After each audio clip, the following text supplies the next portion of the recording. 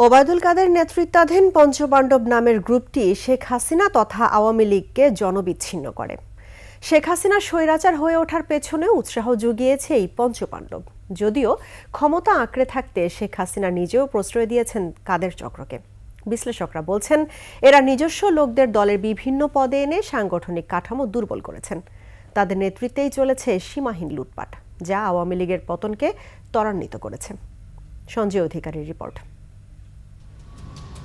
গণ অভ্যুত্থানের মুখে শেখ হাসিনা দেশ ছেড়ে পালিয়ে যাওয়ায় দেশের রাজনীতিতে আওয়ামী লীগ চরম অনিশ্চয়তায় পড়েছে। ১.৫ দশকেরও বেশি সময় ক্ষমতায় থাকা দলটির বিনাশের পেছনে ওবায়দুল কাদেরের নেতৃত্বে পঞ্চপাণ্ডবের দায় দেখছেন অনেকেই।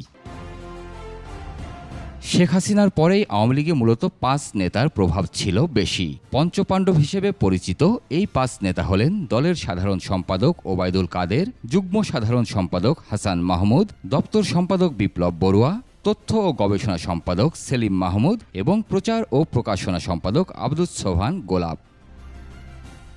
বিশ্লেষকেরা বলছেন, এই পঞ্চপাণ্ডবের ক্ষমতাকেন্দ্রিক রাজনীতির কারণেই আওয়ামী লীগ সাংগঠনিকভাবে দুর্বল হয়ে পড়ে।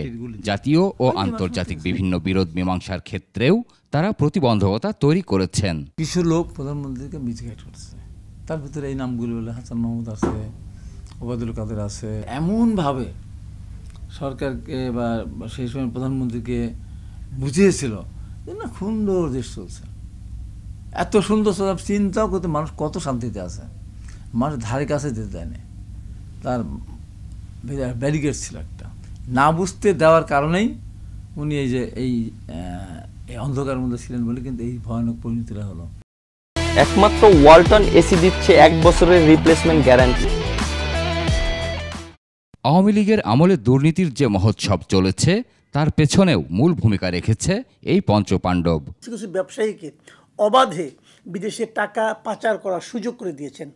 কোনো শাসক, পৃথিবীর কোনো শাসক এভাবে অন্যকে অবাধে টাকা পাচার করার সুযোগ করে দিতে পারে না। তবে তাদেরকে দুর্নীতি করার সুযোগ শেখ হাসিনাই করে দিয়েছেন, যা আওয়ামী লীগের পতনে ভূমিকা রেখেছে বলে মত বিশ্লেষকদের। উনি প্রচুর মানুষকে দুর্নীতি করার অবাধ সুযোগ করে দিয়েছেন। আমি মনে করি ওনার পতনের পেছনে প্রধান কারণ হলো যে ওনার এই লাগামহীন দুর্নীতির প্রতি ওনার যে আপনার অনুমোদন, এবং এই দুর্নীতিকে ধামাচাপা দেওয়ার জন্য, দুর্নীতির বিরুদ্ধে যাতে মানুষ কথা বলতে না পারে সেই জন্য উনি মানুষের বাক স্বাধীনতা কেড়ে নিয়েছেন, মানুষের ভোটাধিকার কেড়ে নিয়েছেন।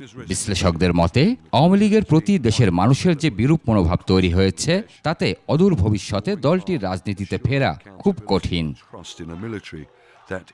সঞ্জয় অধিকারী, ২১ টেলিভিশন, ঢাকা।